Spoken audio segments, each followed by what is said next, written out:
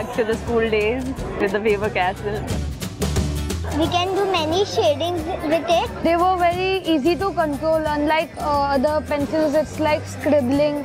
But this one was very new experience.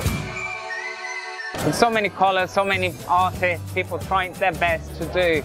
I could see a lot of products, something that I did not know about, and the experience coloring out there with, it kind of brings out the inner child in me. I have used Faber-Castell products in the past, as my age is now out of it for using such stationery products, but I liked it very much. Only thought that it was more to do with the artworks that are being displayed, and I did not expect a stall from Faber-Castell, one, and two, that they would give me an opportunity to do something like fill in the boxes and color them up.